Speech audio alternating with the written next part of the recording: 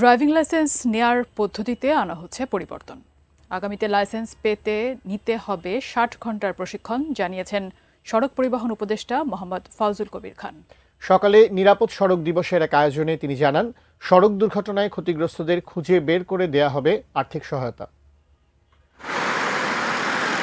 দেশে রাস্তার শৃঙ্খলা কতটা বেহাল তা কেবল রাস্তায় নামলেই বোঝা যায়। এতদিন সড়কে দ্রুত গতির ৪ আর ২ চাকার দৌরাত্ম্য থাকলেও এখন তার সাথে নতুন সংযুক্তি ৩ চাকার ব্যাটারি চালিত যান। এদেশে রোগে ভুগে যত না মানুষের মৃত্যু হয় তার চেয়ে বেশি প্রাণ ঝরে সড়ক দুর্ঘটনায়। হিসেব বলে দেশে প্রতিদিন সড়ক দুর্ঘটনা হচ্ছে ১৫টি, নিহত হচ্ছে ১৭ জন আর আহত কমপক্ষে ৩৮।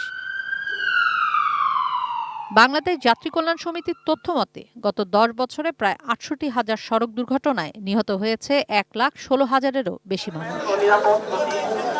নিরাপদ সড়ক দিবস উদযাপনে সড়ক ভবনে ছিল র্যালি ও আলোচনার আয়োজন। সেখানেও সড়কের মতোই বিশৃঙ্খলা। আলোচনা শুরুতেই হট্টগোল মঞ্চে বসা নিয়ে। পরিস্থিতি সামলে অনুষ্ঠিত আলোচনা সভায় বক্তারা জানান, দুর্ঘটনা বন্ধে প্রয়োজন সমন্বিত প্রয়াস।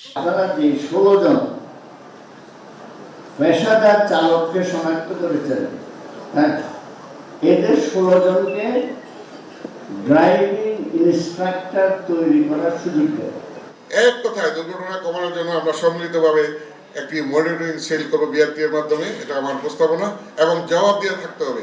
অদক্ষ চালকের হাতে গাড়ি সড়ক দুর্ঘটনার প্রধান কারণ জানিয়ে সড়ক উপদেষ্টা জানান, লাইসেন্স দেওয়ার বিষয়ে বর্তমানে যে কমিটি আছে তার সবই বাতিল হবে। একই সঙ্গে ড্রাইভিং লাইসেন্স প্রদানের বিষয়টি বিআরটিএ থেকে নিয়ে ড্রাইভিং ইনস্টিটিউটকে দেওয়া হবে।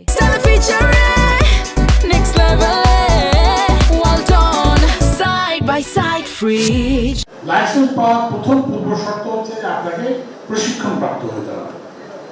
তো এই জন্য আমরা বলেছি যে সামনে লাইসেন্স পেতে হলে আপনাকে ৬০ ঘন্টার প্রশিক্ষণ নিতে হবে এবং এই প্রশিক্ষণের ব্যবস্থা আমরা করব। এবং আপনি যখন প্রশিক্ষণ নেবেন তা আপনার তো আয় থাকবে না, সেই জন্য আমরা প্রশিক্ষণ একটা ভাতা আপনাদেরকে দেব।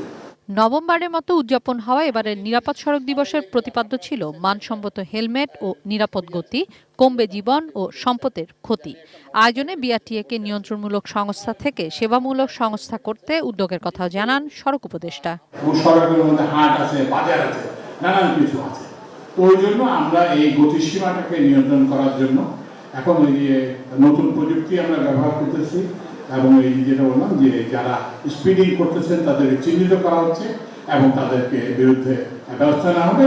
কিশোর জাহান, এটিএন নিউজ, ঢাকা।